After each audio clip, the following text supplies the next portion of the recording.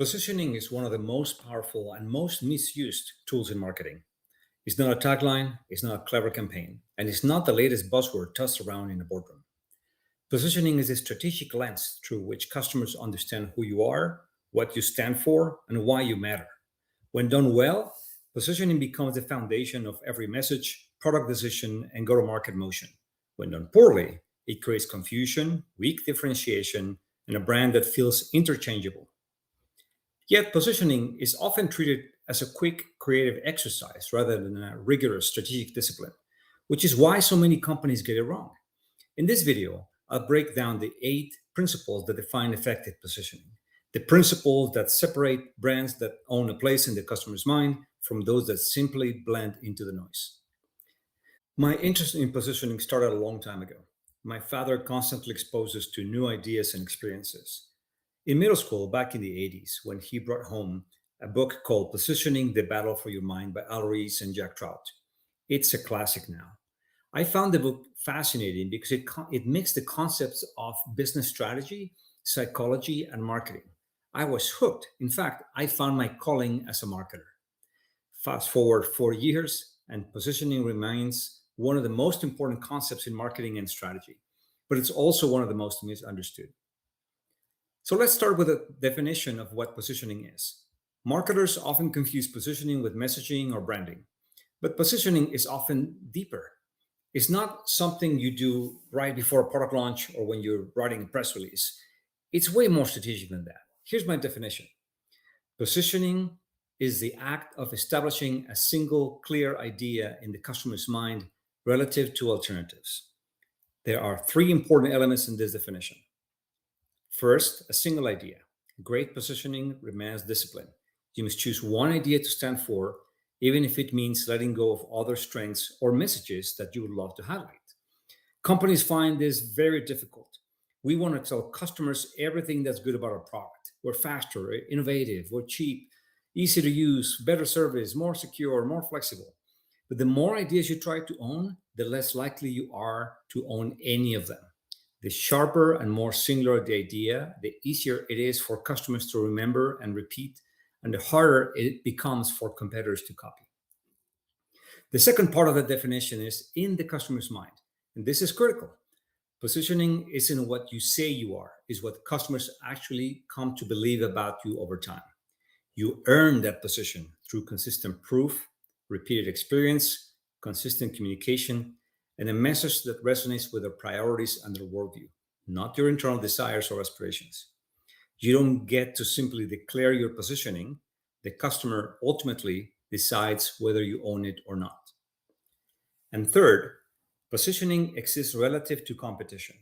Customers don't evaluate your brand in a vacuum. They compare you with alternatives, whether those are direct competitors or substitutes. Effective positioning makes that comparison obvious and favorable by carving out a space where you are meaningfully different. And because positioning is relative, you also have to define the category you play in. That category determines your competitor set and what winning actually means. Everready owned the category of batteries for flashlights. Then the company Mallory developed a new alkaline battery, partly driven by Kodak's need to power the energy-hungry Instamatic camera with its built-in flash. In 1965, the Duracell brand was introduced, and it was a home run. Everready tried to compete in the alkaline battery market, but it was a problem. In the customer's mind, Everready meant regular batteries for flashlights, not alkaline batteries. So in the 80s, the company changed its name of its alkaline line to Energizer. It was easier to launch a new brand in a new category than to try to change the existing positioning of Everready in people's minds. Levi's faced a similar problem. Levi's was launching a line of khakis, but the company understood that Levi's already owned a very clear position, original denim jeans. So instead, they created a new brand, Dockers. Positioning is hard to change because it exists in the customer's mind, not in your PowerPoint presentation. So what makes positioning effective? Here are 8 principles that hold up across industries, decades, and across categories. Narrow target. Effective positioning starts by focusing on a well-defined minimum viable market. You can't win by trying to appeal to everybody. You win by resonating deeply with someone. This is often counterintuitive. Companies want the largest possible addressable market. But positioning gets stronger as the target becomes clearer. When you understand exactly who you're trying to win, you can make much sharper choices about what matters to them and what doesn't. Rule number two, anchor in emotion. People make buying decisions based on emotions and justify them with logic. The best positioning taps into a core emotional driver, such as security, pride, belonging, confidence, ease. Not just functional benefits. Even in B2B markets, we're still selling to human beings that are driven by emotions. Rule number three, make it visually ownable. Strong positioning can become instantly recognizable through iconic visuals. Laura Rice calls this a visual hammer.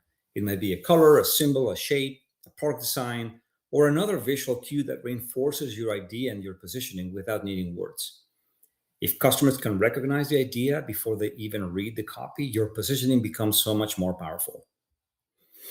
Rule number four, make it instantly memorable. If customers can't quickly recall what you stand for, your positioning is not working. Clarity, simplicity, repetition, distinctiveness. Those are the characteristics that lodge an idea in memory. Commit to the long term. Positioning only becomes powerful through consistency over years or even decades. Frequent changes dilute credibility and prevent the idea from taking root. BMW, for example, has been associated with the ultimate driving machine since the 1970s. Think about that. Decades, reinforcing essentially the same idea. Companies often get tired of their positioning long before customers do. Consistency is not boring. Consistency is how you build memory.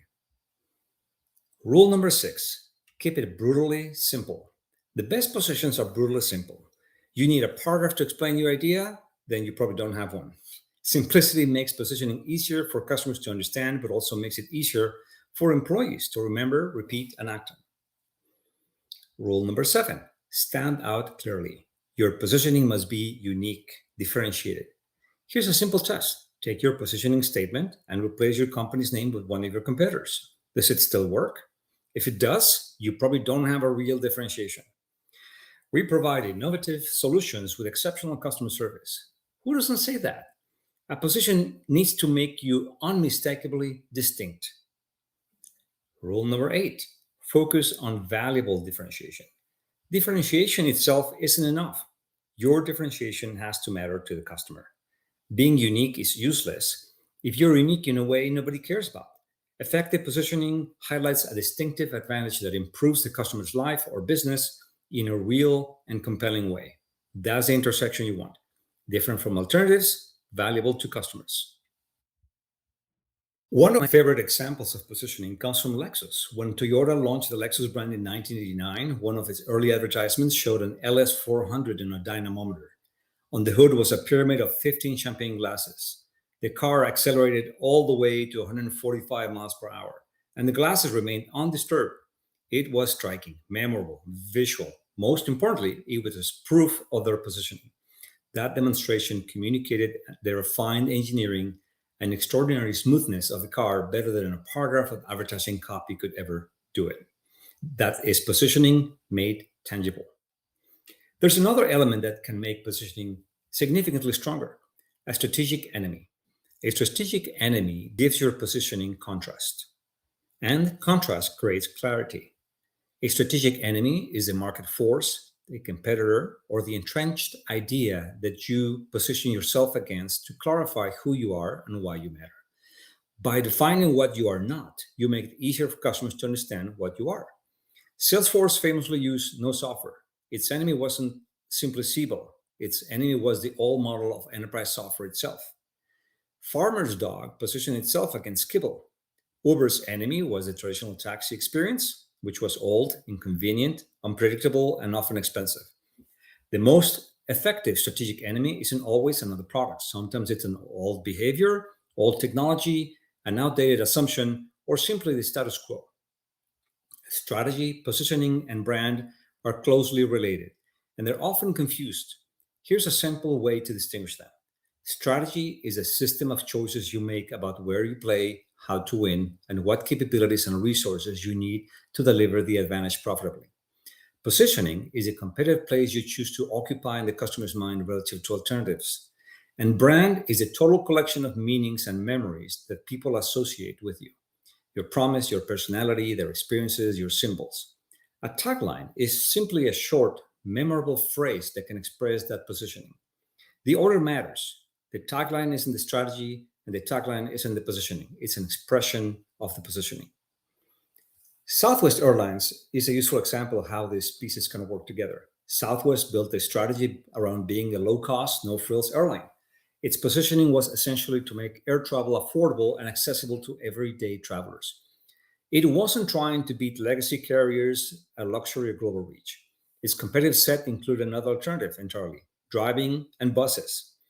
The company built an operational model around that position: a standardized fleet, simplified service, operating model designed around efficiency, and employee culture that reinforced the experience.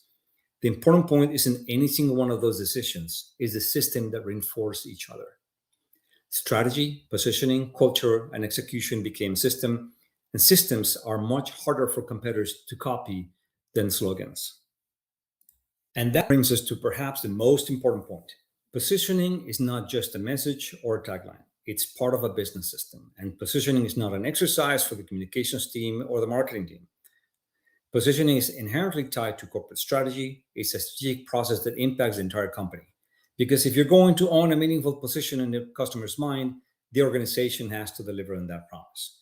Your product has to support it. Your pricing has to support it. Your customer experience has to support it. Your sales organization needs to support it. Your culture and operations need to support it.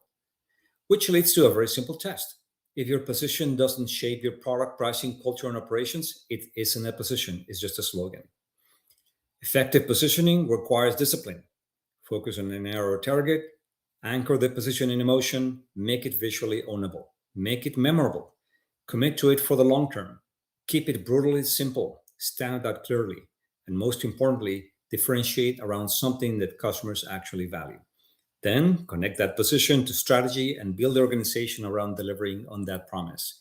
That's how positioning moves beyond marketing communications and becomes a source of real competitive advantage. If you found this video useful, you'll find more articles and videos about product marketing, positioning, differentiation, and strategy at The Adaptive Marketer. And subscribe to the channel for more practical lessons on product marketing and strategy.